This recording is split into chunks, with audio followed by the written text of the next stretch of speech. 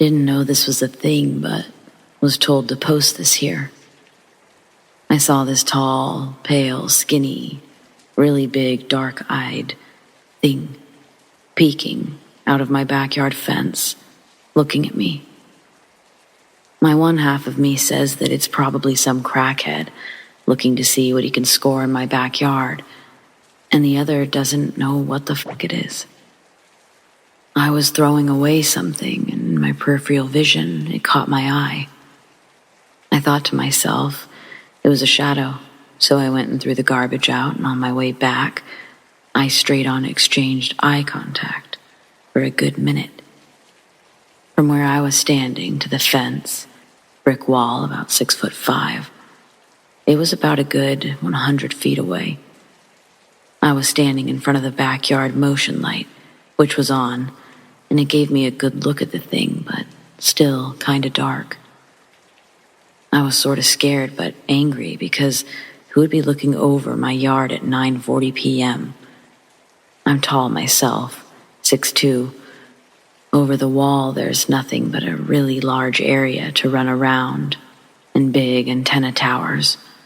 No house, just empty space. Anyway, if I go to the other side and try to look over, you either have to jump and hang on or put something under your feet to look over. But the way this thing was, like, hunched over, half of its eyes, pitch black, somehow made the darkness around it not that dark. It's just looking over, and its damn pale, skinny hands just grappling onto the wall. Imagine if you were to try to hide behind something short, and you're hunched over, but you still want to look over, and that's how it felt. This happened for a good minute, just staring at each other. I'm not really a firm believer in weird shit, but I knew someone else had to look at it to see that I wasn't going crazy. I quickly walked inside, grabbed my pops, and said to look at the corner of the yard, 'cause there's someone overlooking us. We both ran outside again, but it was gone. This all happened in about 15 seconds. So I quickly ran to the corner and pointed my iPhone flashlight to see if I could catch a glimpse of this thing. But it was gone. There's no trees or bushes where it could have hid, since it's pretty much an open area where you can run and do outside activities, but it's a really large area. I'd figured between my phone's flashlight, the moonlight, which was shining a good amount, desert area, that I could catch it in time. But no, to this day, right hand on the Bible, I know what I saw. It was like I caught it stalking me or sizing me up. Just for me to feel sane, I'll just say that it was some junkie looking to see what he could score. But where I live, we don't have people like that. If anyone reads this, what are your thoughts? You think I'm just hallucinating or going crazy?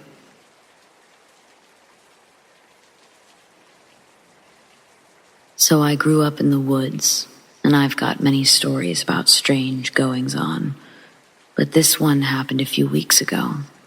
I just found this sub, and it seemed like a good place to share this. I had just left my mother's house and was driving back to mine, down a back road I've driven down many times before. I knew this road like the back of my hand. I could drive it with my eyes closed in reverse. No, I hadn't actually done that, but as I was getting to the halfway point down this road, there was a thick fog, which is nothing new, as there's fog on this road all the time. However, I was driving slowly, and I started to take turns that I don't remember. There was a 90-degree right that should have been a left, followed by a wide left turn that felt like a full circle. Then I drove straight for about 5 minutes with no hills or drops, and that road has never had a flat section that long. There was then a left turn up a hill. As I was going up, all the hair stood up on my body. I almost turned around, but I decided to keep going because I don't know why. This is when I pulled my gun out of my glove box, and I had it on my lap. When I looked back to the road, some dude was just crouched in the middle of the road. I slammed on my brakes, and he didn't even flinch. I figured that it was just some dude going frog hunting or some shit. A lot of people do that on this road. I honked my horn, and the guy stood up. He was massive, like at least 7.5 feet tall, thin as a mother, and his arms were just too long. It looked like he didn't have any clothes on either. I laid on the horn again and clicked off the safety on my pistol, just in case. He turned his head what seemed like almost a full 180, and his eyes had that predator glow, like a wolf or a cat. I raised my gun and leaned out the window, telling him to get lost. He took a few steps towards me, and I know this is stupid, but I tried to pull the trigger, and my gun just didn't fire. Hammer clicked and no boom. I whipped the car around faster than I'd ever done before. I then just flew down the road at least 20 miles an hour over the speed limit. About 30 seconds after I turned around, I realized that I recognized all of the turns and hills. I was driving down the road like I'd never taken the first right. I went back during the day, and I still don't know where I took a wrong turn. There's no side streets down that road that are paved, and certainly no straightaway as long as the one I drove. I went to the range a day or two later. I put the same round in the chamber, and it fired no problem. I have no idea what happened. I also don't drive that way at night anymore. Please tell me that someone knows what I saw. None of my friends believe me, not even my mother. I know I'm not crazy. I know this happened. I'll give any extra details you need. Just please tell me what happened. This is really fucking with me.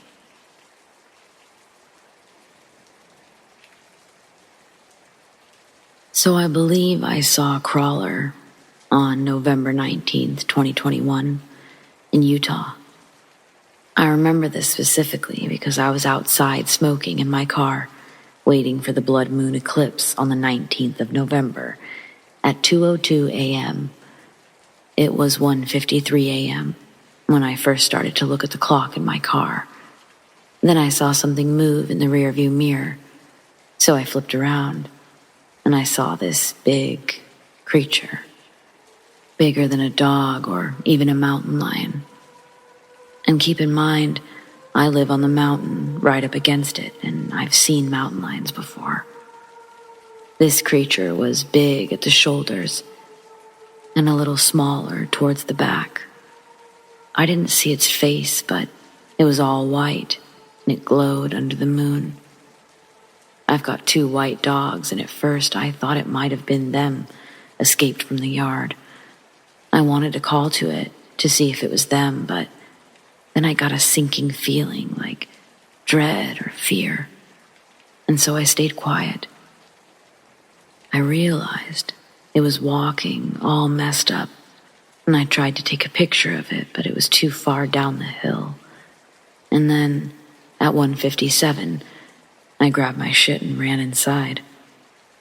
I was in my room by 1:58, and I stayed there all night. There was scratching most of the night, and I've honestly never experienced anything like that. It scared me to death. I haven't been able to shake it out of my head since.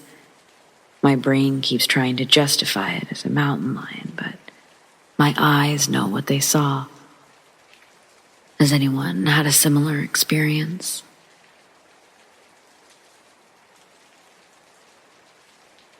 Okay, so we have this road that leads from our town to the highway that has a McDonald's on it. So we have to go all the way out to the highway when the kids want McDonald's. One evening, we'd gone to go get food and we're coming back on the same 2-lane highway, and it had just gotten to where you needed headlights on. We were about a mile down. A truck was coming towards us, and we slowed down because my husband and I saw something. And it's weird to try and explain, but it was like the size of a wolf, but whatever it was, it reminded me of the thing off The Predator when he went invisible. We could see it, but it also looked like the road and part of the grass.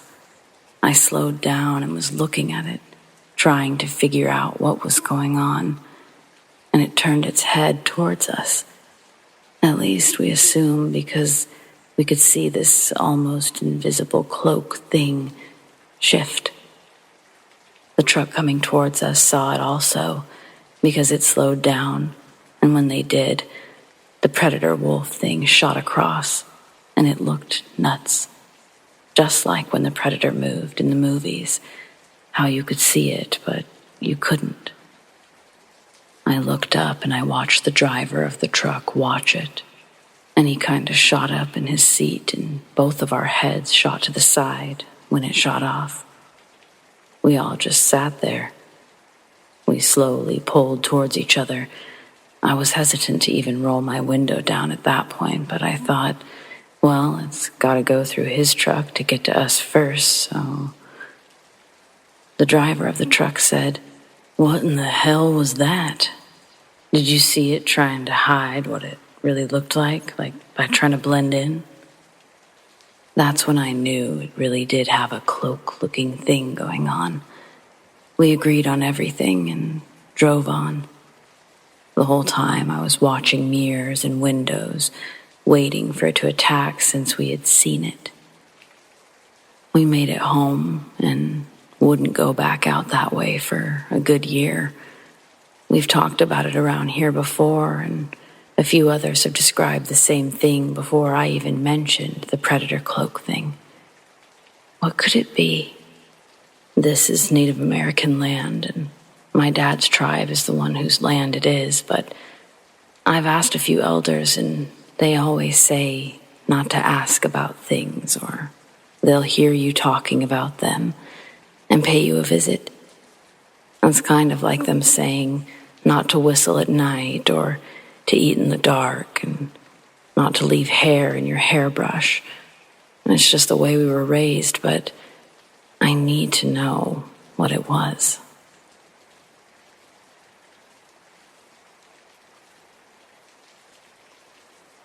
We grew up in the upstate of South Carolina, where there's nothing for miles.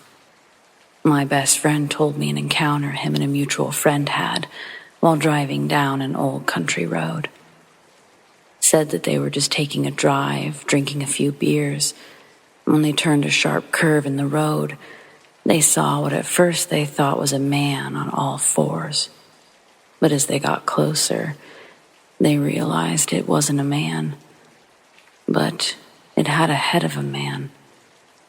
The thing's body stretched over halfway over the road. It wasn't pale white, but he described it as like a dark ash.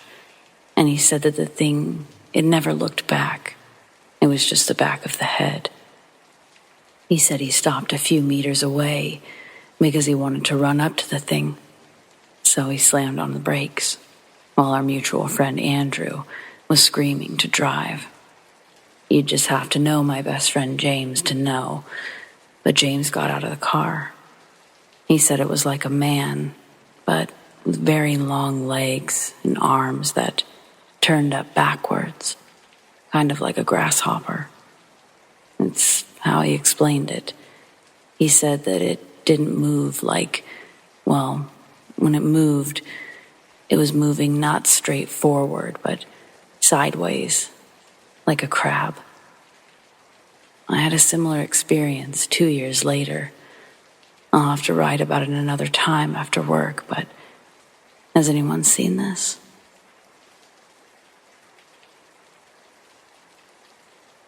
On the eastern side of the United States, the rural nature of reservations allow things to remain undisturbed, keeping things like certain creatures, sacred land, and specific family traditions hidden from the city's growth and from prying eyes. we've got plenty of traditions, and we've got plenty of lore. Growing up, I got to experience these traditions and this lore firsthand. After all, an elder's gift of warning to the youth holds more value than their little hands or even their minds can grasp. So, traditions. My brother Palm and his friend Chuck had a pretty successful moonshine business on the res. At the early age of 11, I was taught how to make moonshine near a small hidden creek off a long dirt trail near our property. Chuck had stolen the materials from work to make the makeshift distiller. He and my brother rode their bikes down the long dirt trail, and before the sun had even risen that day, they were already up making sure the lab was undisturbed, checking on the fermentation of the mash. They'd make this trip at least every other day. Labs like these aren't easy to build or maintain without the proper knowledge. They're also extremely illegal. That afternoon, after they return home, a couple tribal police officers show up at the door. My brother was a cocky bastard, and he thought he could talk his way out of anything. As soon as he opened up the door, one of the officers grabbed him and threw him off of our porch and onto the yard. Without words, they proceed to absolutely beat the shit out of him before throwing him in the back of one of their police cars. One of the cops returns to the doorway, and he asks me where my mom is. I say that she's at the store. They ask if I know anything about moonshine, but are quick to believe an 11-year-old asking, "What's moonsun?" I felt pretty clever coming up with that little routine on the spot. When the tribal police left, I called Chuck's house, and his sister answered the phone, saying the cops had just picked him up too. She tells me that I need to get rid of the operation, wreck the whole thing before the cops find it. Dusk has approached, and my fearless outlaw alter ego would turn back into a small 11-year-old boy as the sun would set. I hated it when the sun went down, whether it be stories I was told about the things that would come after me in the dark, or a distorted concept of reality through a child's eyes. I was terrified when Chuck's sister hung up on me. I didn't want to make the trip alone, in the dark. But if the police did find a fully functional moonshine distillery, I knew my brother and Chuck would be going to jail for a long time. So, reluctantly, I grabbed my Little League bat, hopped on my dirt bike, and I started toward the lab. It's full dark by the time I reach the creek. Seeing no police my whole ride, I immediately hopped off my bike, and using all of my body weight, I was able to push the fermenting barrel into the creek, spilling all of the liquid, fermenting fruit and sugar, into the stream. The thick odor of alcohol burnt my nostrils when it poured out. Then I began swinging for the fences to every metal cylinder and pipe near me. I'm sure it sounded like some sort of strange performance in the woods that night, like that group that used to bang on trash cans and other loud shit. It was sort of exciting, so I get it, I guess. Anyway, when I was done, I was physically exhausted. I sat there in the dirt amongst the bent metal, trying to catch my breath and regain some strength before hopping back on my bike. I felt like such a little badass having accomplished my demolition mission, but my ego is put into check when the sound of walking is heard. I thought the tribal police had shown up. I didn't see a flashlight, but the sound was approaching from down the creek. The sound of shuffling rocks under a slow pace of steps. As quiet as I can be, I put the kickstand on my bike, and I try to wheel it and myself behind a cluster of trees, out of sight from whoever's walking this way.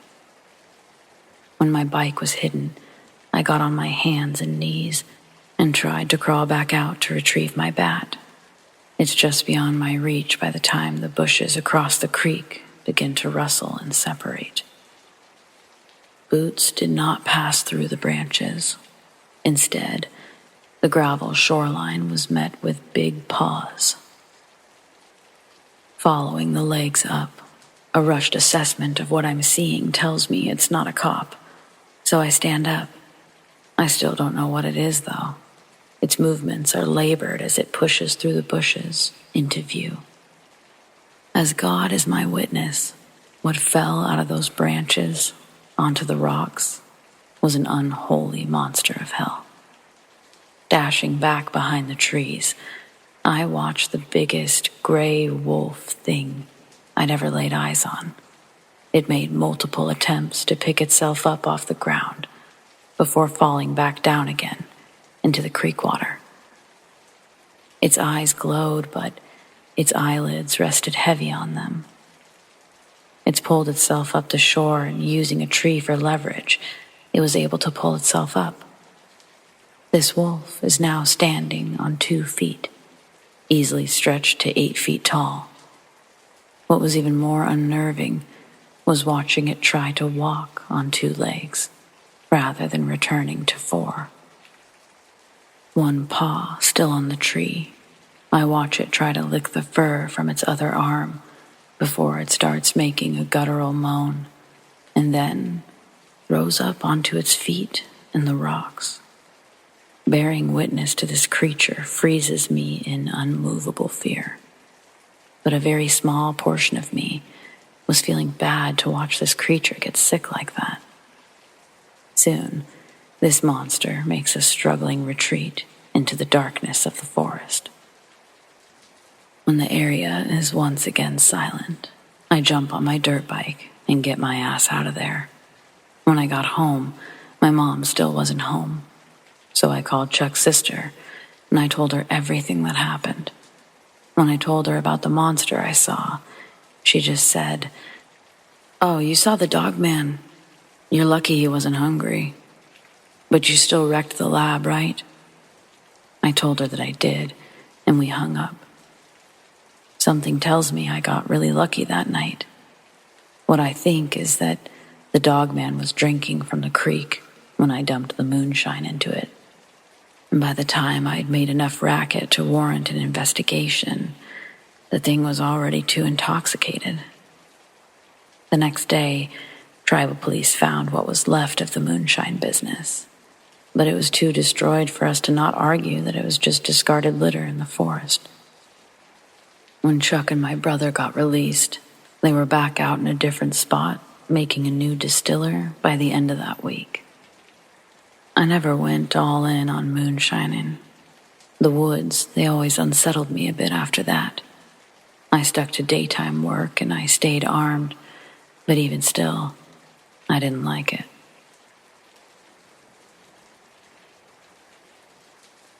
I've always attributed my bad luck to having multiple encounters or run-ins with the paranormal, from skinwalkers to ghosts. This is the most terrifying encounter that I might have ever had. When I was 11, my dad had taken me and my younger brother deer hunting on a ranch in Alice, Texas. He'd picked us up from our mom's house at 10 p.m., and we spent 2 hours driving to said ranch. When we got there, my grandpa and older brother were waiting for us, unlocking the gate to the entrance of the ranch. After a few minutes of cussing and rattling with keys, the gate opened. We drove about 10 minutes to get to camp on a long and gloomy dirt road. When we got there, my dad unpacked his and my bags, and I helped unpack my little brother, who was 7 at the time. My dad woke us up around 5 in the morning to get ready for hunting, and I drew the short end of the straw and had to take my little brother. I'm not that much of a complainer type, but when it came to my little brother, back then, he was quite clumsy and noisy. Anyways, he walked us to one of the 5 or 4 deer blinds around the property and gave us a quick briefing about gun safety. Now you might be thinking, leaving a gun with an 11 and 7-year-old is not a smart idea, but he'd already put me in a hunting program that includes how to handle firearms. Back to the story. Once he gave us a briefing, and my little brother had climbed up into the blind, my dad handed me my rifle. Nothing too fancy, just a .22. Something suited for a child to use. Not too much kick, but nonetheless still a firearm that should be used properly. We must have sat there for about 3 hours, and the feeders have a timed release of corn. About 30 minutes goes by, and there's some movement in the brush ahead. Out of the brush emerged a 10-point buck and 2 does.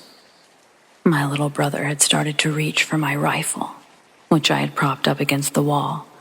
I carefully swatted his hand away. He looked up at me with this face that I can only describe as a mix between annoyance and anger. He slumped down in his chair, tears in his eyes, and his lip quivering. I told him I was sorry for hitting him. At the time, I was conflicted with seeing my little brother like this. It just really didn't sit well with me, so I grabbed my rifle and I told him if I had a shot, I'd see what I could do. He just looked and nodded at me as I aimed through the scope and had the buck in my crosshairs. The doe's head snapped up from eating the corn off the ground, and so did the buck's. I assumed they must have heard me or my little brother, but I didn't remember him crying loudly or my rifle thudding against the wooden slot. No, it was something else. It wasn't because of me or my brother. I've seen this before in documentaries, their wide-eyed stare and their fixated eyes at the brush. It was like a switch, you know? The forest or brush booming with insects and birds chirping suddenly stopped. Only the wind and occasional breathing from me and the deer. They say when a whole forest goes quiet, a big predator is about. But the only big predators we have this far down in South Texas are coyotes, especially in that ranch. The deer seemed to snap out of their trance and ran off in the opposite direction from where they came. I sat back down with my little brother, who had fallen asleep, and I propped my rifle against the wall. I double-checked that it was steady and that the door was locked with the bolt and the padlock secured. Hours passed, and it was late evening. We were already about to get out of the blind when my brother tugged on my arm and pointed at something near the feeder. I looked back and I saw something large and bulky. It was on all fours, sniffing loudly at the feeders. Assuming it was a wild boar, which are present on the ranch, I grabbed my rifle. I sat down in my chair and took aim.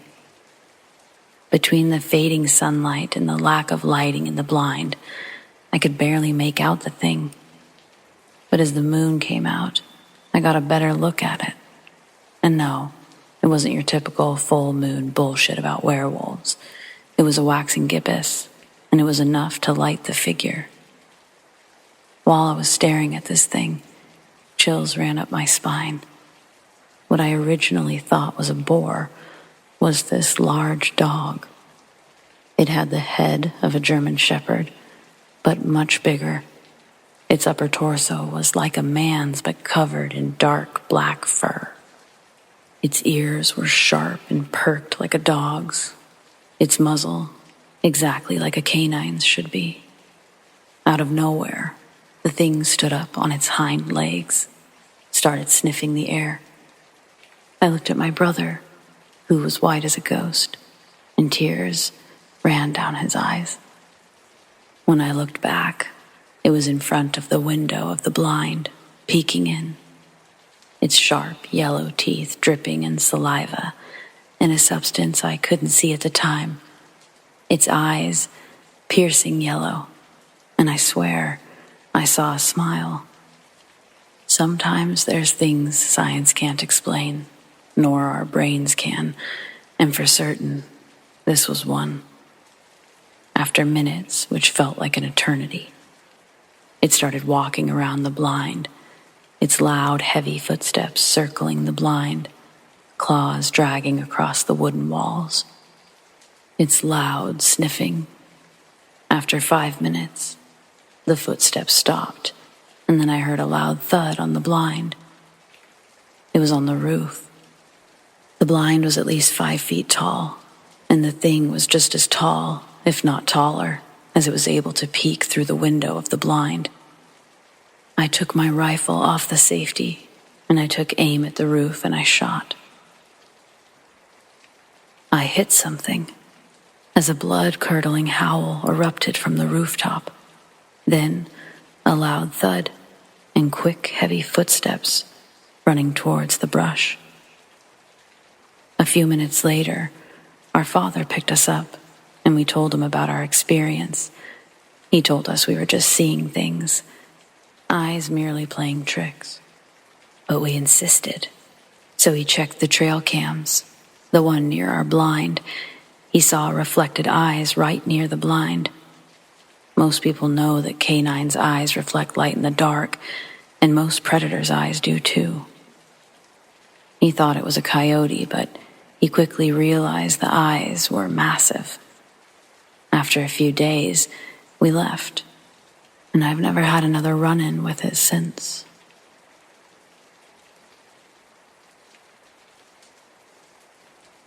This incident happened in late summer 2018. It was in the mountains of North Georgia. I'm a surveyor with 20 years experience in Georgia, Tennessee, Alabama, and North and South Carolina. So I'm extremely comfortable in the woods, as I spend so much time outdoors, most of the time being very far back in the forest. And a great deal of it is on national forestry land, where you don't see anyone for days at a time. On the day it happened, I was surveying a piece of property on a small Corps of Engineers lake bordering a large tract of national forest land.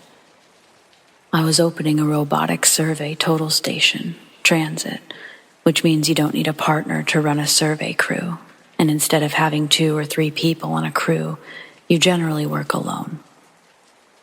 The property was fairly large, approximately 500 acres made up of mostly steep mountains and hollows covered in dense mountain laurel. I had just finished up cutting a traverse line along the property line, running to the top of the ridge, roughly 350-400 feet away, with my machete. Traverse lines are typically about 5 feet wide and cut as close to the ground as possible to ensure a line of sight for the instrument. I just walked back down the slope to get ready to traverse to the top of the ridge when I noticed someone or something hairy, wearing what I originally thought was a hat, slowly walk across the opening that I'd just made a few minutes earlier, and it stopped to look at me. It had a large hand reaching up to grab a tree limb that it was next to. At the time, I thought someone must have been walking or hiking at the top of the ridge. It's not uncommon to see people from time to time. But then I realized that it was way too hot to be wearing a large, shaggy brown jacket, as it was in the high 90s. And as it stared down the hill at me, I could make out pointed ears on the top of its head and a long snout. Then it slowly walked out of sight. At this point, I took out my headphones and started paying closer attention to the situation. As I took my headphones out, I realized that it was dead silent in the woods, and in Georgia during the summertime, it's always extremely loud with insects. I waited a few minutes, and I walked to the top of the ridge to see what was going on and to grab my equipment, which I seriously considered leaving, and I noticed disturbed vegetation leading in the direction I saw it walking. Thinking harder about what was going on, I realized that the lower limbs on the tree that I saw it walk behind as it went out of sight was right at 6 feet tall, and what I originally thought to be a jacket was fur. And that's when it all set in, and I got scared.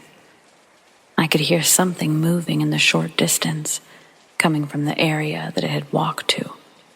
So I decided to start making the 45-50-minute walk back to the truck. I could hear movement up on the ridge, parallel and above me during my walk back, but I didn't think it was moving in reaction to me necessarily, although I wasn't willing to wait around and find out. I made it to the truck, And since then, I've only told 2 people about my experience. And that was pretty much it as far as the encounter goes. I know it wasn't a bear, as I've been around them my whole life, and I see them all the time. I've definitely been deep in the woods on several occasions, and I've experienced all sounds and signs of life just disappear at the drop of a hat. It takes on new significance now. I carry a pistol every day, and on some occasions a short rifle if the job calls for it due to bears, wild dogs, finding illegal pot-growing operations. But I can definitely say that it brought me zero comfort on that day. I was scared to my very core, and I've got a new sense of respect for the woods now. I would advise that if you work in the woods alone, please pay attention to your surroundings. I think a lot about what might have happened if I hadn't looked up when I did, or if I'd been a little bit slower walking back down the hill. I was probably very close to it, with my back turned before walking downhill with my headphones in, listening to Joe Rogan. If it wanted me, I wouldn't be here today. I firmly believe I was within mere yards of it on the ridge, with no idea I was being shadowed by a monster. People go missing all the time in the woods, and they're never seen again.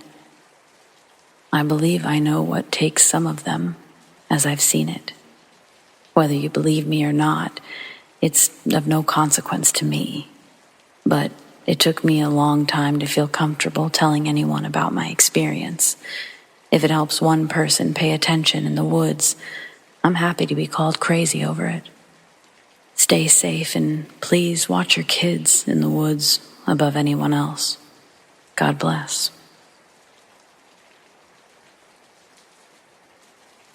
Recently, I visited some family in Michigan. I do this every 4 months, and this time I was visiting with a friend who we'll call Jason. We got there around 5 in the afternoon, and we moved our luggage into the house.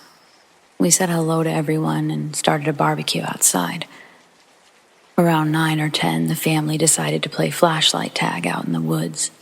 As stupid as it sounds, it was actually a hobby of ours every time I'd visit. So we all had our flashlights and went into the woods. No one could think of a hiding spot, so Jason and I climbed this enormous tree to the near top of it, where the branches actually managed to hold our weight.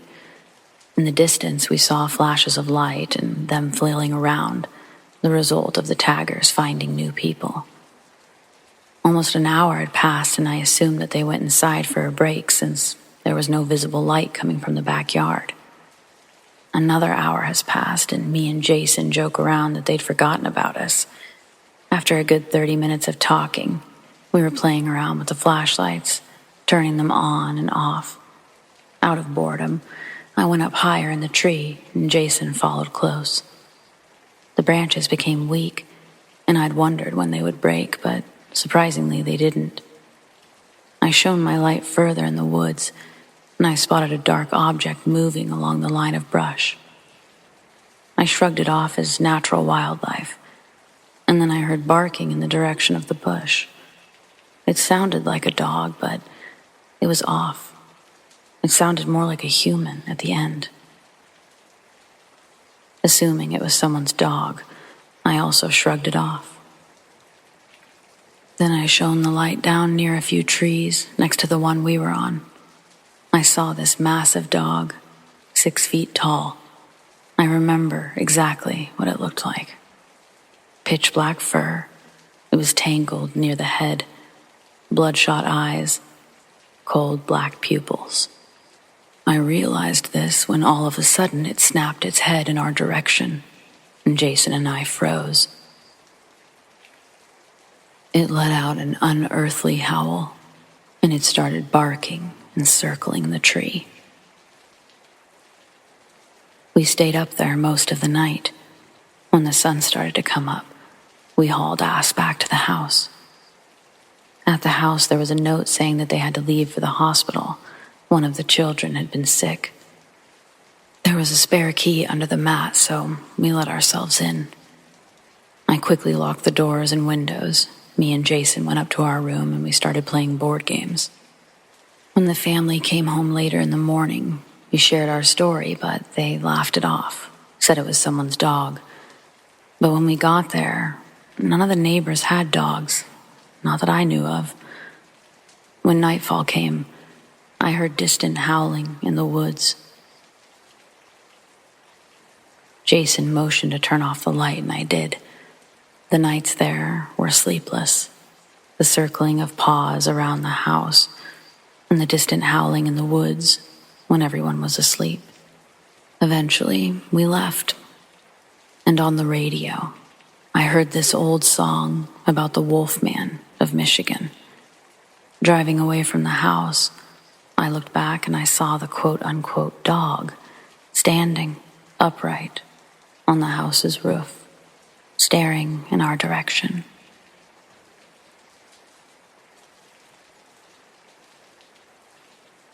My father grew up in the mountain hills of Jalisco, Mexico. During his childhood, they grew up in a small adobe house, and they had to help with work to bring money and food home. One night, after making it home from working with my grandfather, he went to sleep. He was awakened by what he recalls as just a small person that asked him to put on his shoes and follow him.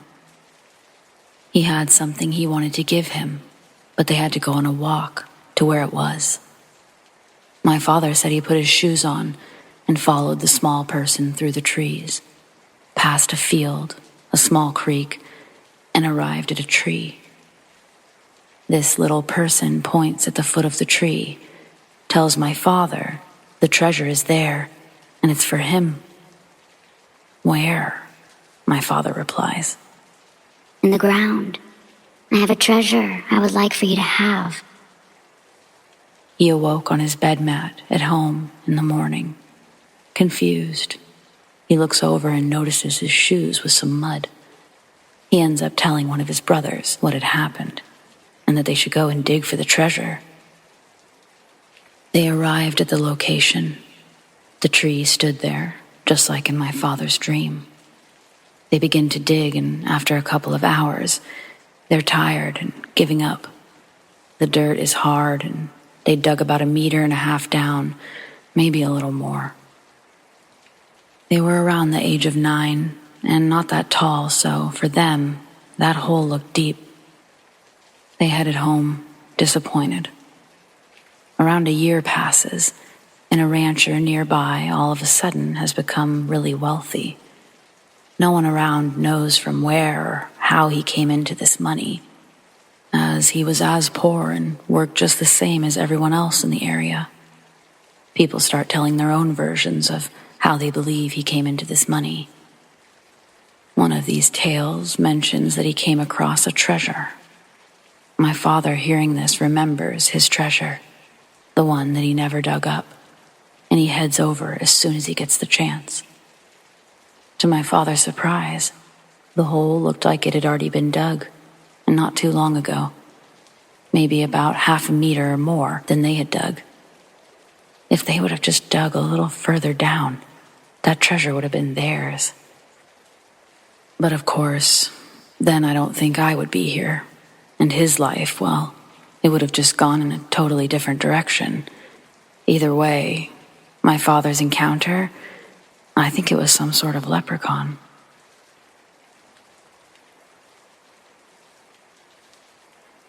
This happened to me about 10 years ago, when I was 14. It was a warm summer night in 2012. I was walking around the city with my friends, R, who was 16, and his older cousin J, 24. We'd all been neighbors for about 4 years now. Our families knew each other, so it was quite normal for us to all be hanging out together, despite the age gaps. During our walk, we decided to take a shortcut through the cemetery. It was after hours, and I'm pretty sure it was illegal for us to be there, but at the time, we weren't going to do anything other than just cut through, which we would often do during the day as well. As we were walking down the path, I saw headlights turn into the cemetery, and the boys, of course, darted away ahead of me into the trees. Since the others ran ahead of me and off the path, away from the lights, it was pitch black. There was residual light twinkling through the branches as I made my way down into the trees, but it dropped down to a slight hill, and the light was lost. I was walking along, trying to be as quiet as possible, almost blind due to my eyes not adjusting yet, and that's when the feeling of dread sets in. I had no idea where the guys were. I couldn't see, and I didn't want to be caught by the police, by myself. But there was something else, almost a chill in the air on a warm July night. I tried to brush it off, the uneasy feeling, thinking it was just my nerves being scared because the guys took off without me. But alarms were going off in my head, like something was very, very wrong, and apart from legal reasons, I should not be there. I make out a shape to the left of me. As I'm walking, I take a couple of steps towards it. Guys, is that you? Nothing. No response. I take a few more steps towards it, and I swear to God, just like the movies, a freaking twig snaps under my foot. Now, the reason I had thought that it was the guys is because this shape was crouched down next to a pile of brush, and it was big enough to look like two people hunched over. I thought that they had been hiding there, but when the twig snapped, I stopped in my tracks as the thing stood up and towered over me. I was about 5 foot tall at the time, and this thing was easily 2 of me stacked right on top of each other. Whatever this thing was, it was only 15 feet or so away from me, and I was frozen in horror. It was facing away from me at first, and then its neck, its head, it almost swiveled around like an owl, and I was met with an oval-shaped gray face, no nose or mouth, only 2 pitch-black, hollow eye sockets. The rest of this thing's body was pitch black against the dark trees, the light from the path no longer streaming through the branches. It was just me and this thing that seemed like the personification of darkness itself. This thing and I stared at each other for what felt like an eternity. The woods around me, through the corners of my eyes, were getting darker. My heart was pounding so hard, I could feel it through my entire body. Every tiny hair on my body was prickling. I was cold. The only thing I can remember thinking was, this is it. I'm never going to see my family again. The body of this thing had followed its head and swiveled, so now I could see its long, curved arms held right up to what would be this thing's chest. Its legs were similarly curved, almost like it wasn't standing at full height, but still slightly crouched down. Its body was almost translucent. It looked like it was wearing some kind of hooded cloak that was see-through as well. The only thing that was 100% solid was its face and its void-like eyes that made me feel like I was staring right into the depths of hell. Neither of us moved. We were locked in the most terrifying staring contest. It felt like an eternity, until a strange feeling came over me. I felt like I could move again, and I had the energy to run a 5K marathon without breaking a sweat. Then I heard a very calm but stern voice say, "Go. Now. Run." It's kind of hard to explain where the voice was coming from exactly. It was sort of in my head, but all around at the same time. I'm getting chills as I write this. I know the voice did not come from whatever this thing was in front of me, because when I heard the voice speak, it looked as if this horrid creature recoiled at the sound of it, like it took a step or two backwards and kind of ducked its head down. I saw this as my chance, and I turned away from this thing, and I started bolting down further into the tree line, and no longer caring about being quiet and crashing around through the bush like an animal being chased by a predator. I could almost feel this thing right on my tail, but after running about 200 feet-ish, I run directly into the guys, literally crashing into them. I'm obviously scared and pissed, so I ask why the fuck they left me out there like that, and they apologized. Apparently, I'd been missing for almost a half an hour, and they'd already searched the direction I ran from. They heard weird whispering all around the woods while I was gone, like the voices were coming from everywhere around them. They said right before I crashed into them, the whispering stopped. I told them about what I saw, and all they said was that we should get out of there. We left the cemetery very quickly, and as soon as we walked out of the gates, it was like we all let out a sigh of relief. We never talked about that night again, and even during the day, none of us ever took that shortcut through the cemetery. I still live in the same city, and to this day, I avoid it like the plague. I won't even drive by it. This isn't my only story, but it's definitely one of the more terrifying ones that still haunts me to this day.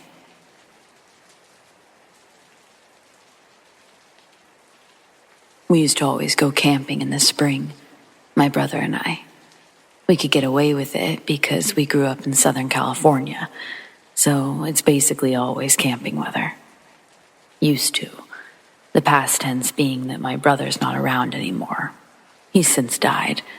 He died in all of this COVID stuff, actually. He just needed some treatments, you know. Things he couldn't be getting for a while there.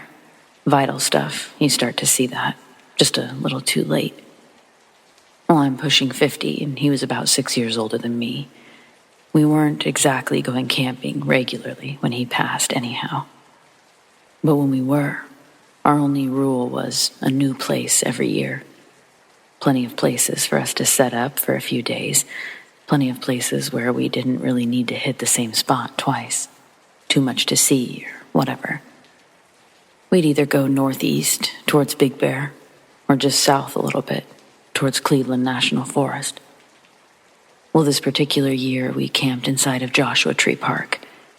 We'd been in the area before, just an entirely different area of the park. This area was Indian Cove Campground. Real nice place. Not sure if it's still the case on account of us never going back. The whole place is right off one of the main highways into the park, and Joshua Tree in this area resembles a desert. There aren't a lot of trees around in this area, so this wasn't us in the middle of the forest. Essentially, it's a cove of rock formations. Where we set up was in the middle of the camp, the rocks forming a sort of horseshoe around us. A small hike up and around the rocks would take you to the restrooms. Honestly, it's one of the less secluded areas that we'd ever been to, yet somehow it still managed to be the only place that's ever actually scared us. After setting up, we hiked for quite some time, going the distance and tiring ourselves out pretty good before the sun started making its way down. As we headed back to camp, I thought it was just me feeling a little strange, until my brother piped up from behind me. "What is that, you think? That sound?" I hadn't been hearing any sounds. It just felt like someone was near us, like we were being watched. I told him, "I don't hear anything, but let's pick up our pace." It wasn't but maybe 10 seconds that had passed when I hear something. It sounded like someone was above us, like maybe walking on the rocks or scaling them. In a few places, the trails dipped behind these rock formations, and I started feeling paranoid that someone was trying to keep themselves concealed behind them. My brother, on the other hand, took the noise to mean that there was just another hiker. "Oh, that's not the sound I heard earlier. That sounds like someone's hiking." We were both wrong. As we got closer to the end of the trail, where the other trail eventually feeds into it, it was pretty clear that there were no other hikers. I walked down the trail just a little bit, behind the rock wall. My brother was confused, asking me why I was heading that way. I told him I don't like the idea of someone hiding out here so close to our camp. But next he made a good point. The sun was going down quickly, and within a few minutes, we'd be out here in the dark with no light source. We decide that we'll go back to the campsite, grab some flashlights, and come back just to be sure no one was hiding away. Back at the campsite, it was dark now. We'd set up some lanterns and took a flashlight with us to check the rocks. Before approaching the entrance of the trail, I heard something moving from above us. My brother does too, and we point our lights up, but we see nothing. I should clarify, my brother and I walking around the park after sundown, it's frowned upon. I started to feel a bit goofy though, searching for who knows what. And then we heard it again. It sounded like something was scaling the rock wall. But these weren't the kind of rocks that you could just climb. They were smooth and rounded in a way that would offer zero grip. And the sound, it didn't just happen and stop like before. It kept going. And now, standing at the entrance of the trail, the sound echoed. It was blatantly obvious. We looked at each other. His face shows me that we are still hearing the same sound. Our flashlights were now wildly bouncing around. We would have expected to at least see an animal, but there was nothing. Just the sound of something large scaling the rocks. Then, our flashlight catches the glimpse of something. It's only for a moment, but it's enough to end the search and send us running in the other direction. What we saw, it was something long, pale, skinny. It was almost transparent. It was a limb of some kind. It was unclear if it was an arm or a leg or what, but it definitely wasn't human. We ran. I kept looking back. I saw nothing, but we both heard a screech. A loud one. And look, I've got nothing to compare the screech to. I've heard screeching owls. I've heard bats, big cats, coyotes, people, tires, all the screeching things, and nothing has ever come close to what we heard. We didn't stay about another 10 minutes, packed up our gear, and decided to head back south, home. We'd make up for it about a month later, camping elsewhere. But at the time, there was nothing we wanted more than to just go home. We hardly even spoke until we'd been on the road for about an hour. Even then, we were silent with our theories for several years. No idea what we saw that night, but it was enough to send 2 grown men running. So, I don't think I'd choose to encounter or mess with that thing again. Any idea what we saw all those years ago?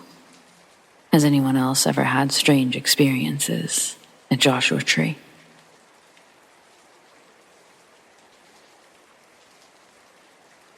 Now to start this off, I'm a 29-year-old man, and 3 times a year I head up to the Georgia mountains to camp, fish, and have a great time. But after my last trip, I doubt that I'll ever go again. I had been super excited the week before I was to head up to Georgia, and when the day finally came, I could have died from happiness. I loaded up my dog buddy and all of my gear and started the trip. About an hour into my trip, I saw a road that I'd never been on before. I decided I would take an hour to look around and go back to the main road. I lost track of time, and before I knew it, the sun was setting. I grabbed my gear and buddy, and we hiked about 10 minutes before finding a nice clearing in the forest. I set up camp and looked around my camp. I saw a small man-made trail leading into the dark trees, and decided that me and Buddy needed a walk. I grabbed my walking stick, Buddy's leash, and a headlamp. We headed into the trail. I knew something was wrong when I couldn't hear a single insect or animal. Me and Buddy stopped at the little creek when I saw something terrifying. 2 eyes reflecting from the headlamp. This thing was really tall, like 6 or 7 feet, and the eyes, they were too big to be human. My dog is usually very protective of me, but instead of barking or doing something, he whimpered and peed on my leg. I've never seen him act like this before. He's seen bears before, and he's scared mountain lions away, but he's never peed like this. As Buddy kept whimpering, I felt terrible, like this thing hated me and it could rip me to shreds if it wanted to. Then it made the scariest noise I've ever heard. Sounded like a maniac screaming. Me and Buddy bolted back to our camp. In our camp, I could still hear the thing. Needless to say, I was not staying here. I packed up the camp as Buddy stood watch. We ran to my truck and got out of there. I went straight home. I didn't sleep the whole night. Later on, I looked on the internet of what could have made that noise. Nothing even came close to it. I really don't know what it was, but there's something weird in the woods of Georgia.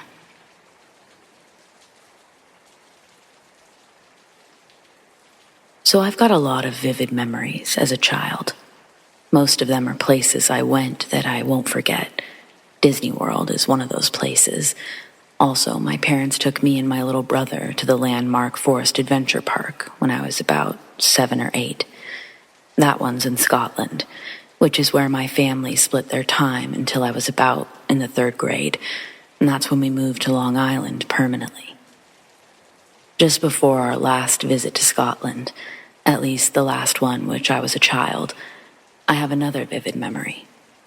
This one's not as tangible as a theme park, though. It's a bit fantastic.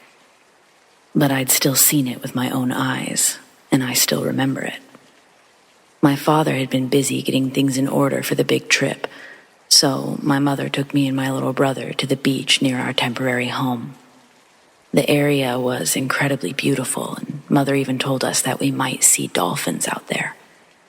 To get to the beach, it was a small hike. You couldn't just drive your car down there. It may sound odd, but my mother allowed me to run ahead of her and my little brother for a bit. But I grew up next to the ocean, and we spent a great deal of time outside with both my mother and father. My younger brother stayed behind and walked with my mother as I ran ahead. I was picking up rocks, looking at every tree, and I was already eyeing the ground for any lost seashells. I was the first one to hit the shore. I knew I could run up to it and even go in for a bit if I wanted to, as long as I could still touch the bottom and my mother could see me go in. I opted to stay out of the water, and I was combing the shore for seashells. I saw this stack of rocks that was calling my name. I yelled to my mom that I wanted to check out the cluster of rocks further down the beach. She waved me on, and so I went. As I reached the rocks, I climbed over a few smaller ones to get a good viewpoint from the larger one. I was surprised when I reached the place to climb to the larger rock, and I saw a boy. He was probably my younger brother's age because he was just so small, but he didn't look like anyone I'd ever seen in my life. Being a friendly child, I asked the boy what he was doing over here. Had he found any seashells? The boy didn't speak. He smiled, and then suddenly he brandished a few seashells before handing them to me. Surprised, I held out my small carrier I'd brought to hold shells, a small tin lunchbox. As he placed them in the tin, I couldn't help but notice how pale his skin was. Truly, his skin was more blue, almost matching the color of the water itself. His hair looked to be made of something slimy and green. Possibly it was just seaweed stuck in his hair. I couldn't be sure. It was so strange. I still can't be sure. I thanked the boy, and he still said nothing. As I looked into his eyes, I couldn't help but notice that they were rather dark. Just black circles, really, as if he only had pupils. I started to feel a little bit uneasy about what I was seeing, but I knew it wasn't kind to react to the way people look, so I thanked the boy again, and just as I was going to hop down, he jumped into the water. He seemed to be down there for a long time, so long I almost left to grab help, but he surfaced. He climbed the rocks with some sort of ease that I didn't even know was possible. He handed me 3 more shells. He stared into my eyes, but he said nothing. I was uneasy again. I started to thank the boy again and again, but I couldn't stay. I couldn't watch him do that again. It didn't feel like I should stay. I hopped down from the rocks, and it wasn't until I was walking away that the boy said something. But the voice wasn't what I expected, and he wasn't speaking English. I stopped and turned around. I looked up, and there was what looked like the tail end of a seal, and then that disappeared into the water. I could hear a splash. Curious, I started to head back over to the rocks, but my mother called for me, telling me it was time to meet my father. As I was walking back, I told my mother about the blue boy by the rocks and the seal. She told me that she had watched me the whole time. She hadn't seen a boy or a seal. I insisted there was, even asking her to go look, but she dismissed this, saying we needed to meet my father. Sure, I had an active imagination as a kid, what kid doesn't, but I know the difference between the things I invented and the things that, honestly, my mind couldn't even begin to invent at that age. I don't know.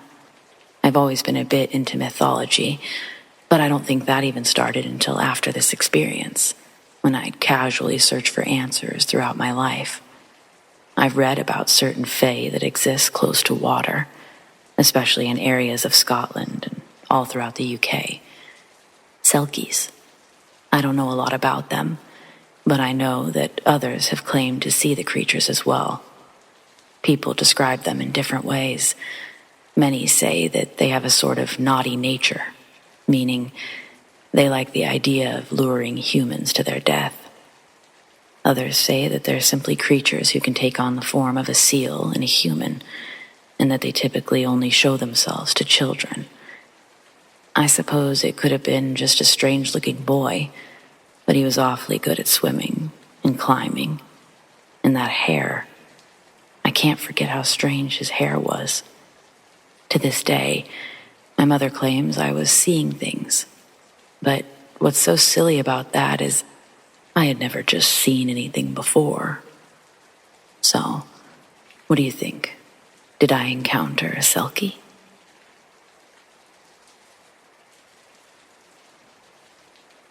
Before I call bullshit on my coworker, I'm wondering if any of my UK friends could chime in and tell me if this chick is just crazy, or if she's telling the truth. Tara, my coworker, moved to Tampa from York, England last year. On Saturday, we have an office party and she flirtatiously requests for a ride home. We both live in the same town just outside of the metropolitan area. I'm a lesbian. She might be. I don't know. But I decide to see where things go and test my feelers. We're driving and she unbuckles her seatbelt, turning her body, and puts her feet in my lap as I'm driving. She's pretty short, so her maneuver is less life-threatening and more of a positive sign that my intuitions were correct. She's facing me to talk.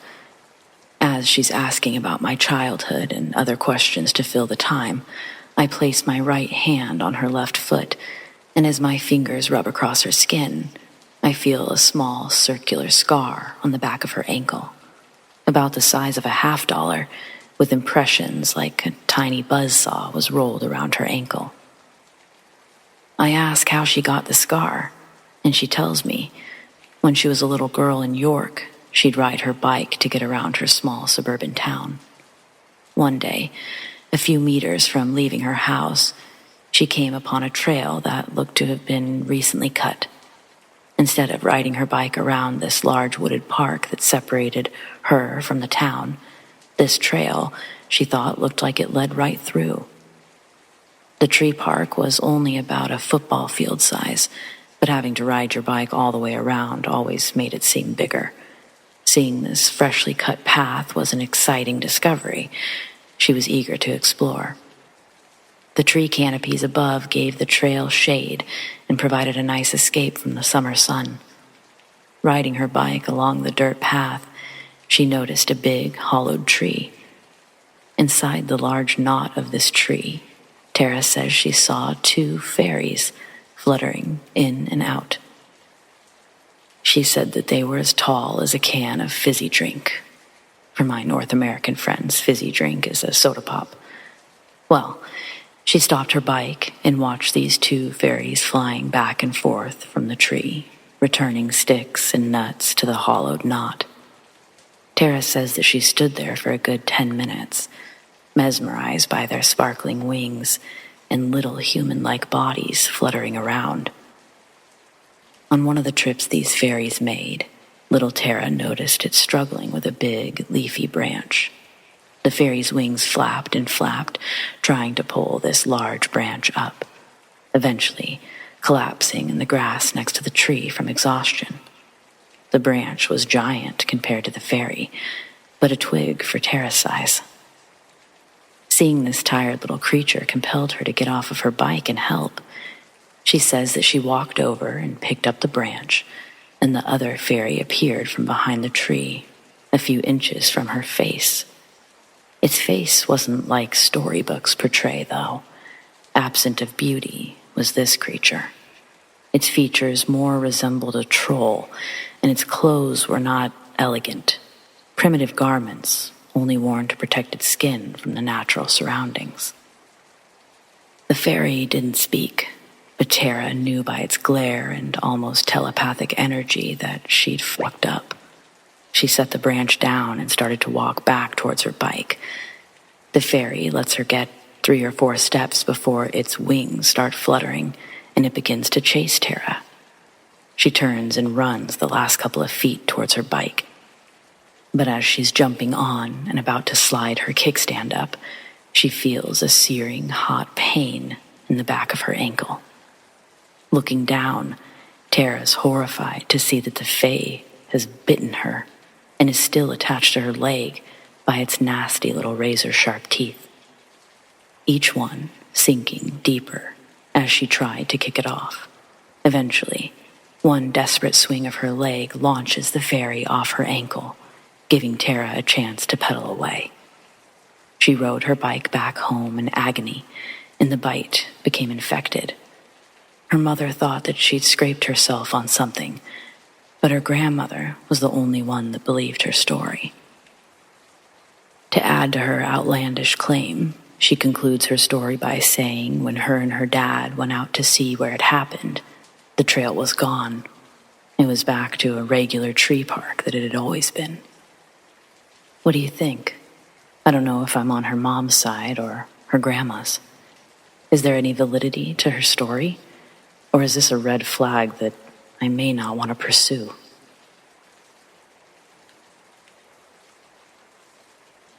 It was about 8:30 p.m. While taking out the trash at work with a coworker or roommate, a large dog approached us. It seemed to be galloping. It wasn't walking normally, like an animal should. Despite the many surrounding lights, the dog appeared to be entirely black. It was silhouetted just enough that you could see its muscle definition. I could see a slight reflection in its eyes, and it seemed to lack a shadow. My roommate and I both expressed having different experiences and visions of the dog. When I initially saw the dog, I interacted saying, "Aw, dog," in excitement. For me, it proceeded to sit entirely still on the cement, staring like a statue. What I saw was a large, fluffy, black dog, lazy ears, similar to a Newfoundland dog. My roommate expresses seeing the dog as a large, very muscular, aggressive-looking black dog that stood rigid the entire time, staring like it wanted to attack. It was short-haired, muscular, and had pointed ears. I jokingly stated that the dog looked like a skinwalker, not really anticipating that anything would happen. Then, we immediately felt a wake of dread fall over us. Something was wrong. We both saw the dog's jaw open, almost as if it was about to bark. We heard a distant yet extremely clear, high-pitched yell saying, "Come here." The dog immediately turned to take off. We turned around the corner.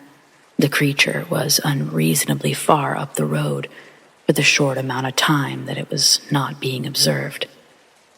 It was wobbling, crossing its paws, walking oddly. When it turned left around the corner, it seemed to nearly stand up on its hind legs. Walking on two legs, just before passing around out of sight. The rest of the night was just as interesting. We had trouble with certain objects, slightly moving places, nudging a bit, settling. It quickly became more aggressive, and then, just as we're about to leave, we heard a loud and persistent knocking coming from the front of the store. We quickly went to our cars. On the drive home, I tried to blast music and ignore what I'd seen. I heard whispering coming from my back seat. I couldn't quite make out the words. It just sounded like whistling, almost. But get this, I saw a random antique clawfoot bathtub on the left side of the road, in a field. It was certainly not there the day before, or even that morning on my drive there. The kicker, I was watching the sidelines of the roads for animals, and I most certainly saw a buck. He was leaping out in the front of the road, a good 50 feet ahead. I slammed on my brakes, but when I got closer, it was merely a bush. Perhaps I was just paranoid, but this is all very concerning.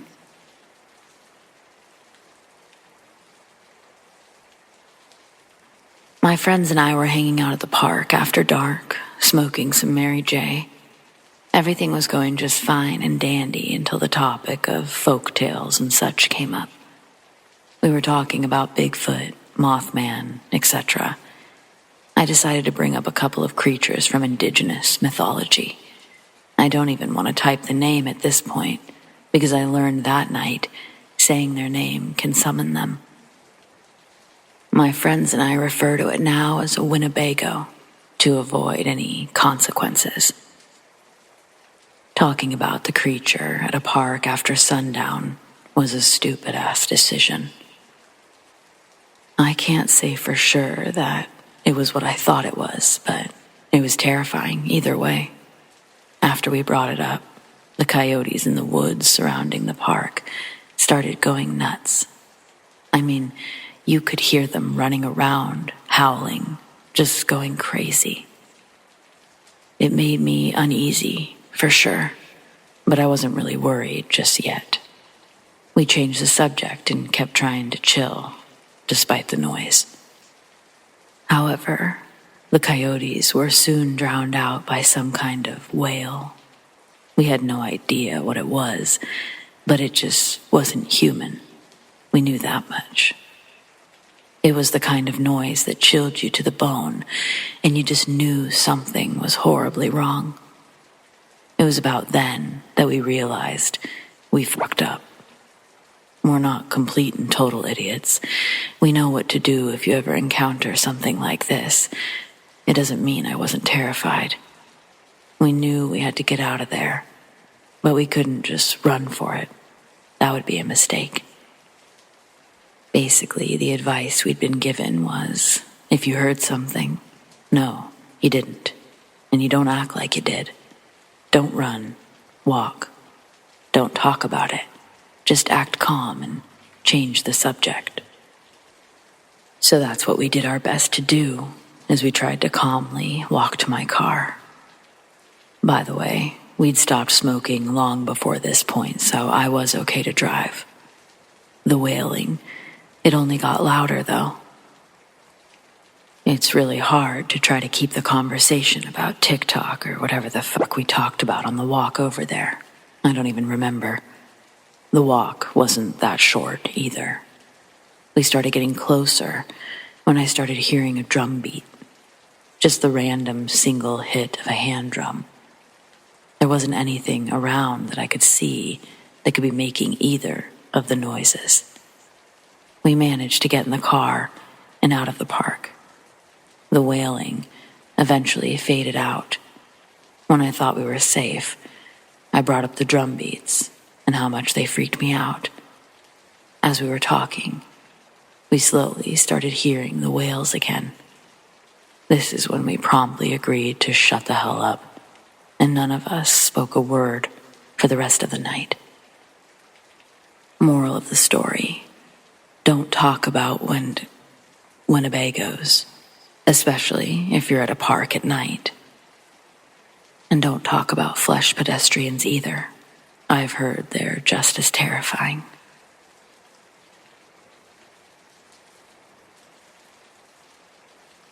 I went camping for a 3-day, 2-night trip for the first time with my 2 older sisters, my second sister's boyfriend, and my nephew. Now, both of my sisters have experience camping in the woods, while my sister's boyfriend, my nephew, and I have no experience. The place we camp at had people around, and it was nice. The people there were friendly. The layout of the camp was some of the sites had just woods, the others an open field, and there was also a wooded recreational forest area. We were in the wooded forest area, and the bathroom was dead smack in the middle, so we had to walk uphill to go to the bathroom.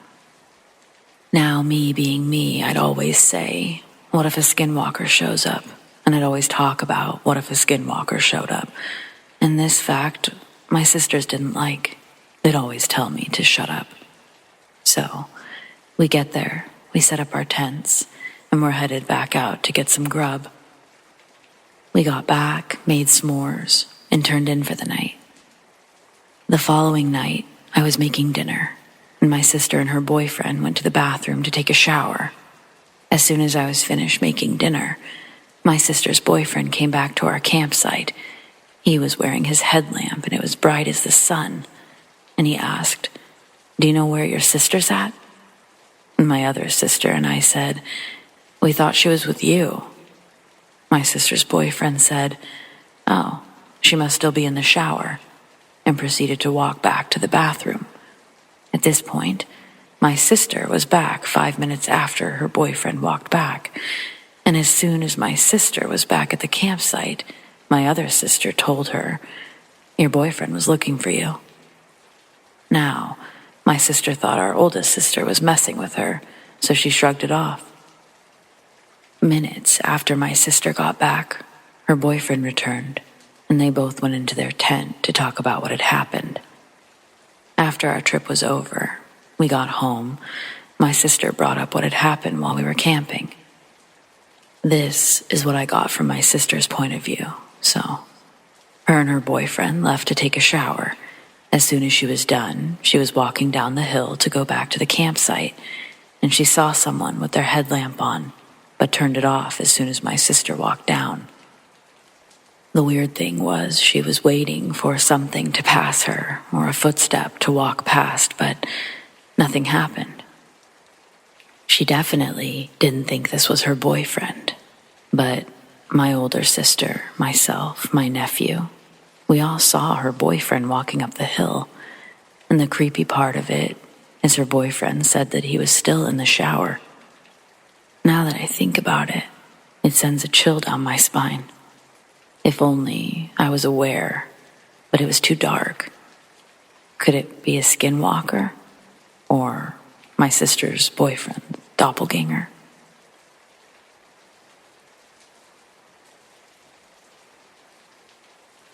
My name's Alex. I'm 30 years old, and I've done a lot of stupid things for girls. But I'd never gone camping until last weekend when Sarah wanted to go. It seemed obvious that certain things would happen if I did, so I gave zero consideration to the fact that I hate being outside. At least it wasn't real camping. Sarah mainly wanted to hike the trails during the day, have s'mores in the evening, and sleep in the SUV. In this context, camping didn't seem so bad. She lives in a small town about 45 minutes away from mine, and the campgrounds are about 20 minutes further. So she's been going there her whole life. She didn't tell me the place was supposedly haunted until we were already on the way. But again, I didn't care. I don't believe in ghosts, and if she does, well, that could be its own kind of fun. I just don't think haunted is the right word for that place. When someone says haunted, I tend to think spirits of the dead, but this was, I don't know, but it was something else. The story wasn't even that scary. It's not like it was the site of some ancient battle or mass slaughter. It's not a serial killer's hunting grounds. It's just where a sick man took his family to die. I can't even remember his name. He was the town drunk back in the 70s, and everyone knew he beat his wife and kids, but no one was itching to do anything about it until he took them camping for a weekend, and they all ended up dead. Don't get me wrong, it's tragic and everything, but, I mean, that stuff happens, you know, and if ghosts were real, these definitely would have earned their haunting stripes, but they don't seem life-threatening. I mean, even if they were real, I still wouldn't be afraid of them. Not like I am now. It started off fine. We went on a hike, took pictures, stopped for lunch, and came back. There was just enough light left to get a fire started. I was about 15 to 20 yards into the woods when a pair of footsteps suddenly started walking towards me from the opposite direction. They only took a handful of steps, maybe 5 or 6, but the trees, they were too dense to see more than a few feet ahead. They were unmistakably human, and it was only the one pair. They were moving slow, too, almost like they were stalking something. I couldn't even be sure where they were coming from. The other campsites were too far away for someone to be wandering in between, and none of the hiking trails run through that area. I set my sticks on the ground, imagining what it would be like for some dark figure to suddenly emerge from the overgrown brush. My heart was racing, and the lump in my throat made the outcome seem most inevitable. I was frozen, waiting for it to happen. But then, the footsteps stopped dead in their tracks, and I called out a tentative, "Hello?" The resulting silence stretched into eternity as I waited for a response that never came. Eventually, I wondered if I even heard them in the first place. But I did. I'm sure I did. You don't mistake that sound. I hurried back to camp and did my best to explain what happened. But Sarah thought I was trying to scare her. It was full dark by then, and we needed flashlights to get the fire started. But I just wanted to get the hell out of there. Any good feelings I'd accumulated towards camping were quickly drowned out by the certainty of a crazed maniac watching us. We had s'mores, but I was jumpy the whole time, and Sarah was beginning to get annoyed until the footsteps, they suddenly returned, just a few feet outside of camp. She didn't think I was being so silly then. It was too dark to see beyond our small perimeter, but the flashlight didn't reveal anything either. I just feel like I need to better describe these footsteps. They were so heavy, almost unnatural. It was like a really big man stomping around, but every few steps, he paused for a couple of seconds, only to return several yards ahead of where he stopped. like he had the biggest stride in the world, or I don't know. I guess that's why I'm here.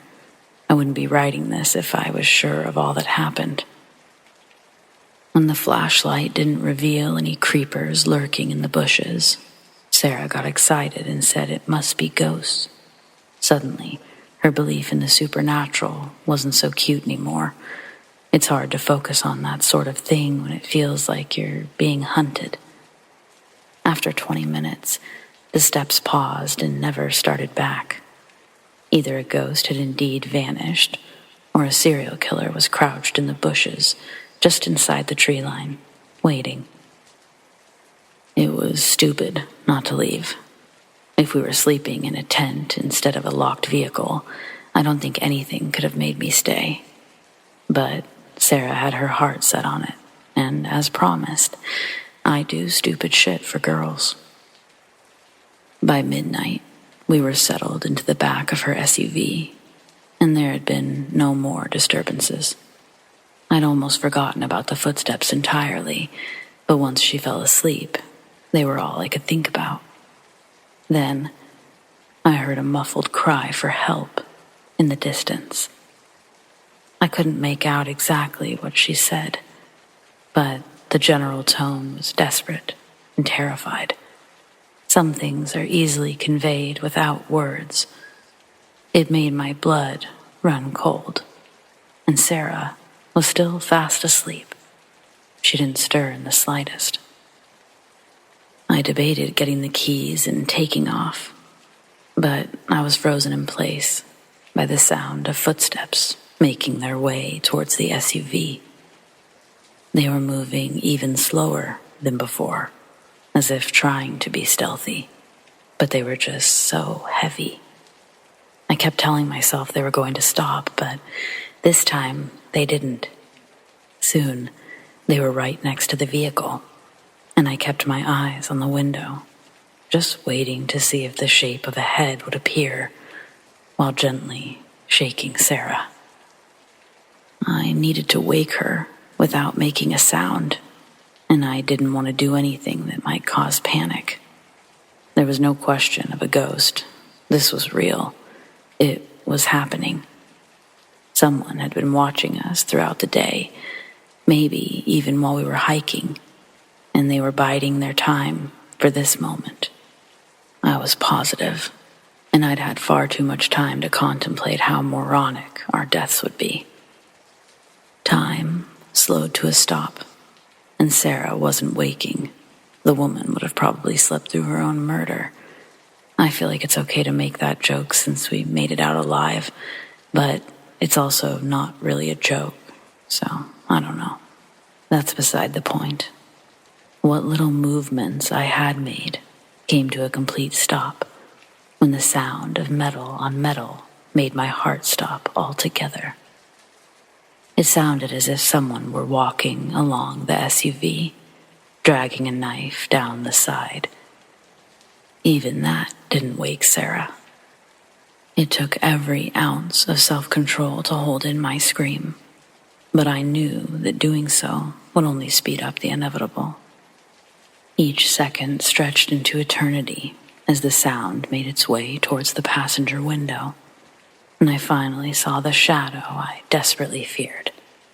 It was even worse than imagined. It didn't even look human. Whatever it was, its head was taller than the window.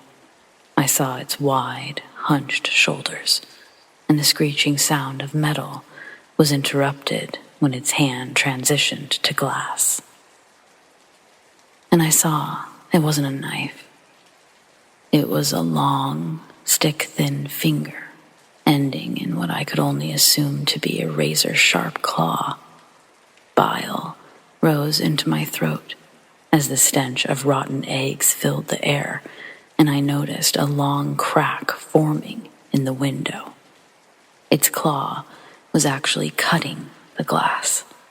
I realized that this thing would have no problem getting inside when it finished toying with us. Maybe it knew that I was awake. Maybe it was just enjoying the hunt like a cat. I don't know, and I don't want to know. I only know I didn't want to get slaughtered by the boogeyman. The creature turned the corner and paused at the back door, just standing there with one claw in the center of the hatch window. Then, slowly, its malformed, disproportionate body turned to face us, and its hand slowly dropped, claw tearing and screeching the whole way down. And I finally snapped.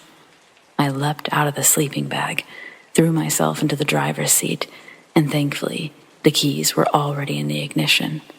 The moment it cranked, something collided with the back, and Sarah finally woke up. I'm thankful I didn't see anything above the shoulders, and that I never looked in the rear view. But the second I hit the brights and punched the gas, Sarah screamed in a way that made my blood run colder than it had the whole time we were out there. She doesn't want to talk about it, and I feel bad because we both probably need to, but at the same time, I'm terrified of finding out.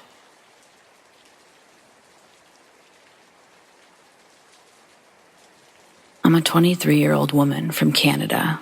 I won't give away exactly where I live, of course, but I'll try and describe the kind of area I live in. To start off, I'm self-employed and have to travel often to make a living. I've seen plenty of odd things, but this one still puts me on edge. When I was 21, I was traveling with my mom back home for an event called a powwow, where I sell crafted items that I make.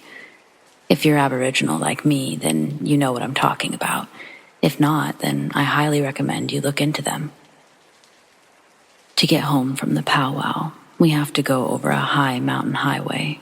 This means that there's not very many towns, gas stations, or other forms of civilization, not until you reach the other side. We were close to the top of the mountain. I wasn't driving, but I was listening to music as most people my age do. I wasn't tired or wired on coffee like I normally am, and I don't do drugs or drink if I'm at a powwow, so overall, pretty alert and awake. As I was looking into space, my eye caught onto something in front of us on the side of the road, behind a tall fence meant to keep deer and moose off the highway. It was a white object, which was odd, and I honestly thought that someone must have lost a tarp off their truck or something. But as we were coming closer to it, I could see that it had legs, arms, and a head. I'm getting a bad chill up my spine just rethinking about it now.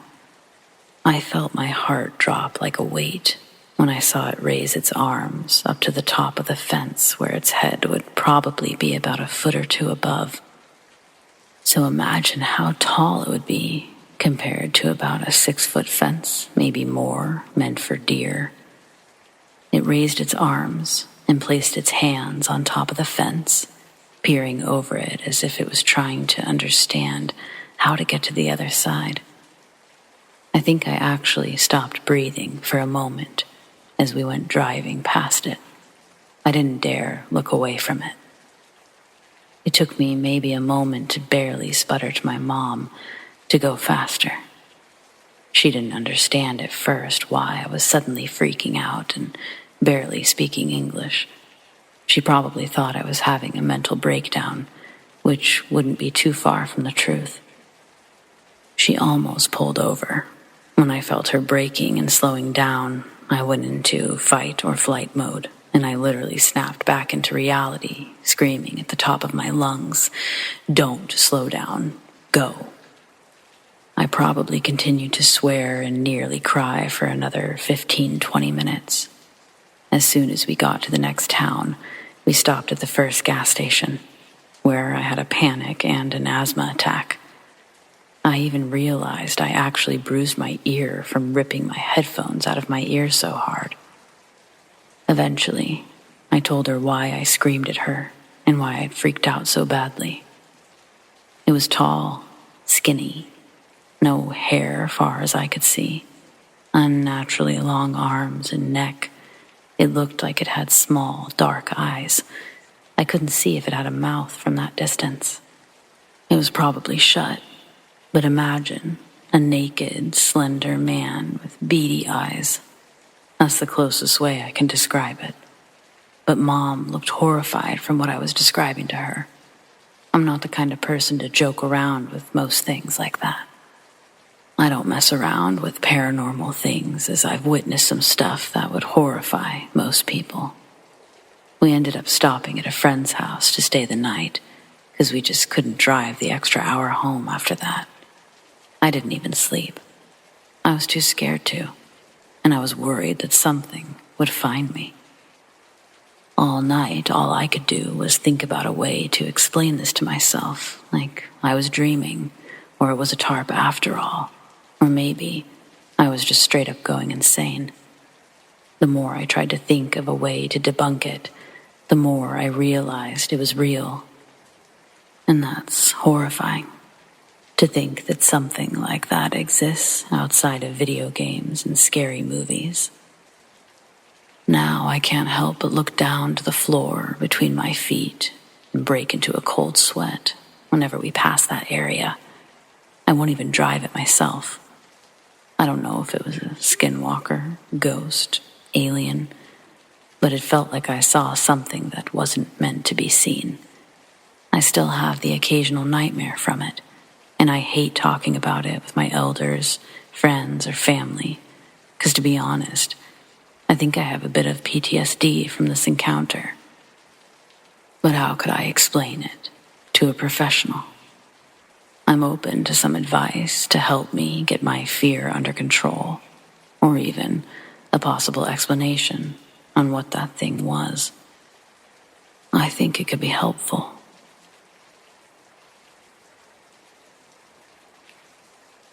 In 1965, my grandfather was the sheriff of a small mining town that I'd rather not say by name, Middle America. Legend has it he, one of his deputies, and another detective were walking on the railroad tracks leading into town. They were investigating an apparent suicide that allegedly had taken place earlier that day. A transient had recently ran into a nearby shop to use the phone and report what he'd found. My grandfather had to leave Thanksgiving dinner to meet the detective at the railway. My grandma packed him a lunch full of Thanksgiving food before he said goodbye to my dad and the rest of the visiting relatives. Just after dusk, he'd reach the train station and be joined by the two men.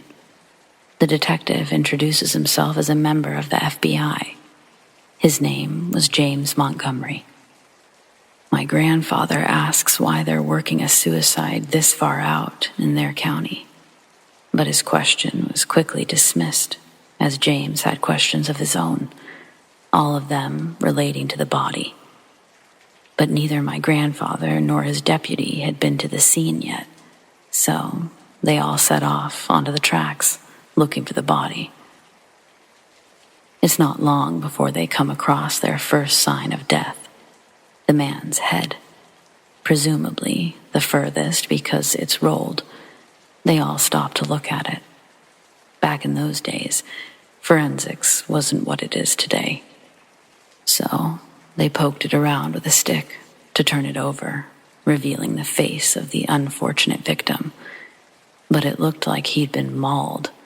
His nose had been torn off, and one of his cheeks partially separated from the jaw, broken in half right up the middle.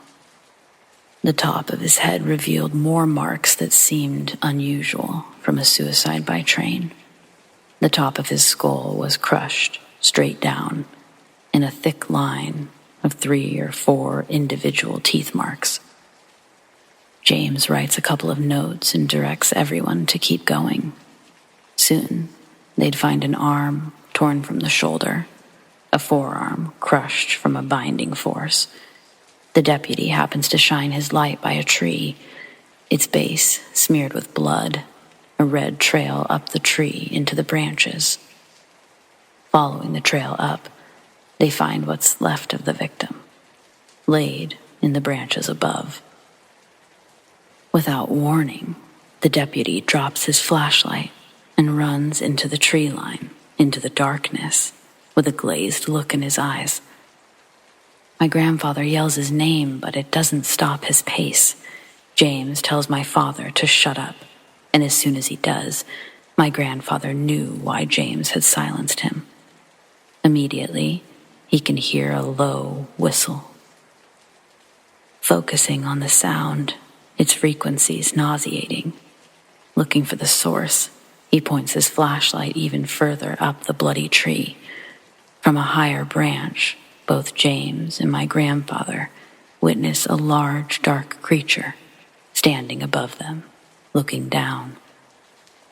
James pulls out some sort of tranquilizer gun and begins to fire rounds into the looming figure above.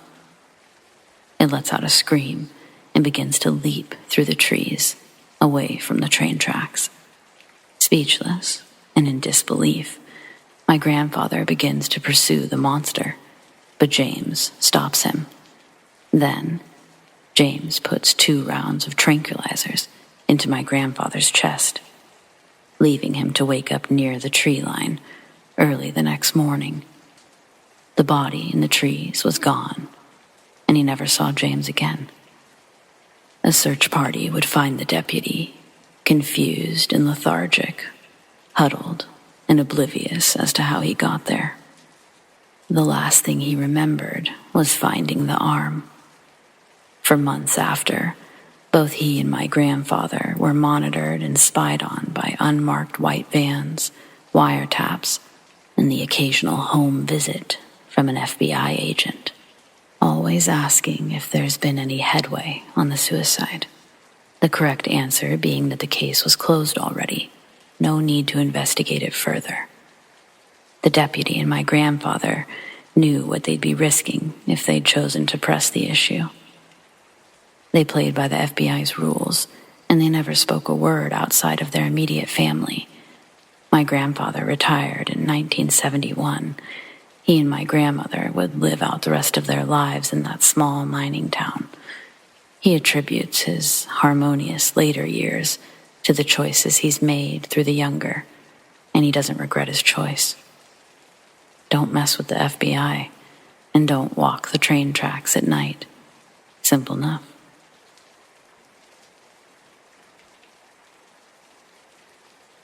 When I was in the 3rd grade, I made friends with the new girl in town, Allison. She moved into the house next door to my already best friend, Emily. Before her, the home was owned by an old couple who raised their family there, I guess. We never met any kids, and we never went over there, except for Halloween. We'd go trick-or-treating. Anyway, it was sort of exciting to get to go into this new house that we'd seen from the outside so many times, but never the inside. We would spend a lot of time playing between the houses, Emily's and Allison's, as my house was 2 streets over. Both houses were bright, let lots of light in, similar layouts like most of the houses in our neighborhood. But in some ways, Allison's home was just a little different. It hadn't been remodeled, sort of thing. Large, foggy, yellow glass windows above the front door, instead of the clear glass window above Emily's. The flooring in most of Allison's house was this dark brown laminate flooring. Some areas were carpet, also dark brown, sort of thicker. Either way, Allison's family was really nice. Everything was normal there. But there were times that it felt straight out of a dream, despite being wide awake. The first sleepover, it was actually the last one. I came up with many excuses in the future, as did Emily, for why we couldn't stay the night. The other thing about Allison's house, it was her basement. Of course, it wasn't finished like all the other houses, like Emily's. Her basement was a laundry room, I guess, but these exposed walls, you could see through to the crawl space when you were down there. Basically, you could walk right into the basement walls. Not that anyone would want to.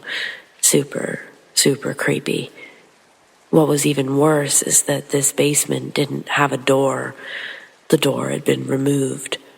It was unclear if they were going to be reconnecting the door, but either way, from the inside, it remained doorless.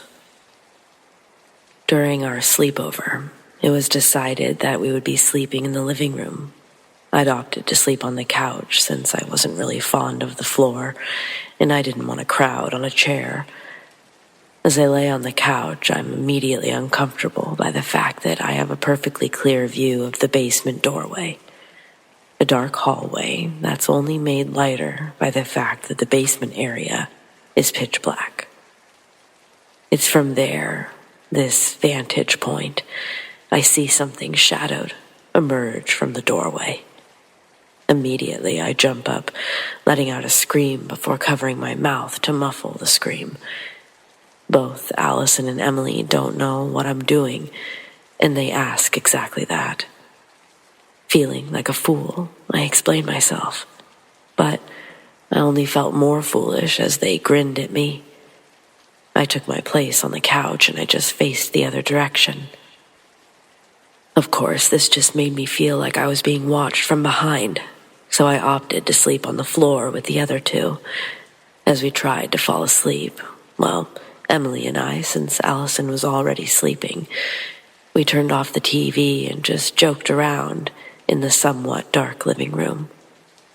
The glow from the kitchen above the stove light provided just enough light for us to kind of see each other. I then see Emily's face, and I can see that she's looking just past and above me. Her face goes from normal Emily to something I've never seen. I don't even know how or why we both jolted up at the same time, but we did. I quickly turned to face the direction that she was facing, the direction of the basement. I see nothing, but it feels awful to look in that direction. I feel Emily grab my arm, then my hand. She looked like me, she said softly. What? Who? I said. But Emily didn't answer further. Instead, she laid back down and said, maybe we should just go to sleep. And I guess that's when we both tried and eventually succeeded in falling asleep. I didn't stay asleep, though. I woke up. No idea what time it was or how much time had passed because I didn't move. The sun hadn't come up yet. I woke up to Emily, but it wasn't Emily, it was her voice. It sounded like she was talking to someone in the other room, in the basement. I almost followed the sound. I thought she was saying my name. My body moved and I was almost up. But then I saw that she's laying right next to me. I don't know why there were two Emilys. I don't know what happened to Allison's house. But something just wasn't right. Hated that feeling so much. Is that what an evil spirit feels like, you think? Why did it choose Emily's form? Has anyone else ever experienced anything like this before?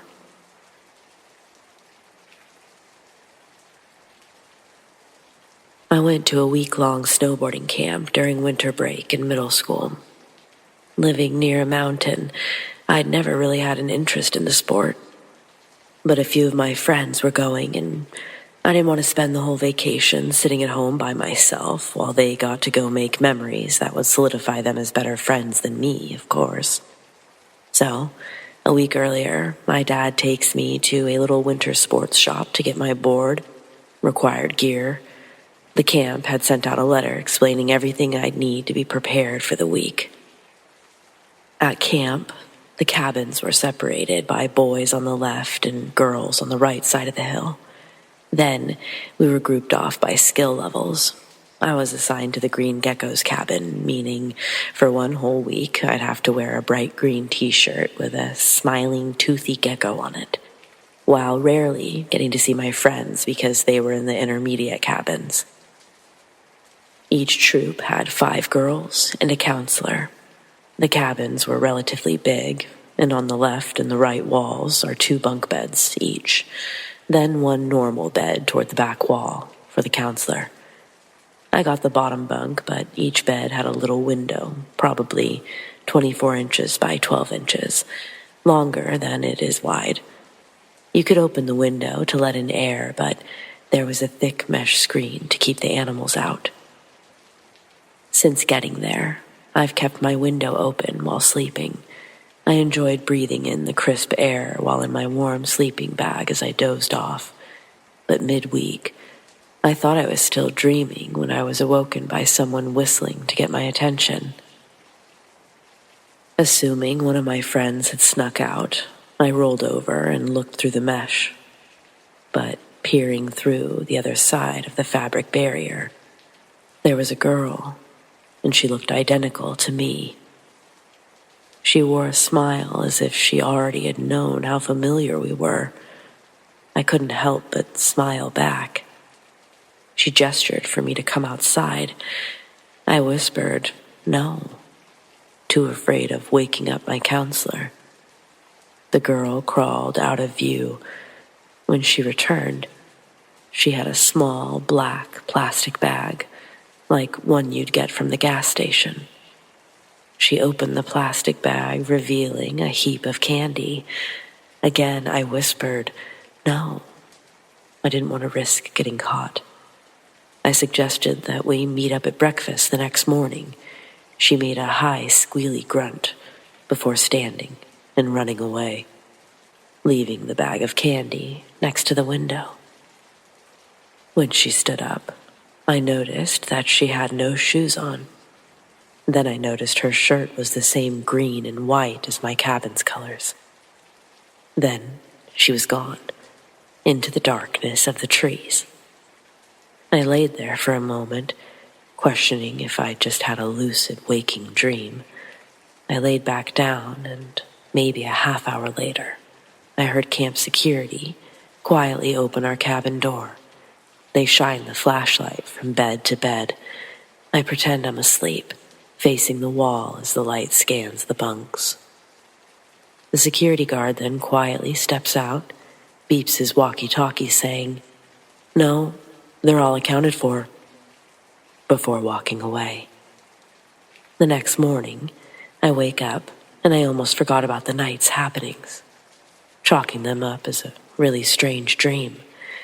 It's only when I go outside and I see the small black plastic bag that it all becomes vivid again, half covered in a dusting of snow. The black plastic reflected off the morning sun. I walked over and picked up the bag, remembering all of the candy that was previously shown to me. When I untied the bag and I opened it, what laid inside were 3 dead frogs, their innards cut out in a frozen pool that conjoined the 3 frogs like an atrocity of God. I dropped the bag, immediately telling my counselor what had happened and showing them the bag. At breakfast, I never did see the girl that looked like me.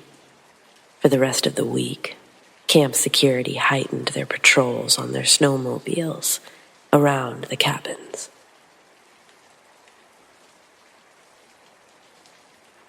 In the summer of 2017, around 10 p.m., I was in the kitchen watching YouTube videos on my phone when I decided it was time to go to sleep. So I go to turn off the light to the kitchen, and as I'm walking past one of the kitchen windows that leads to the backyard, I notice someone. At first, I had this gut feeling that told me to look to my peripheral vision. And I look out the kitchen window, and I see a black figure walking across my backyard.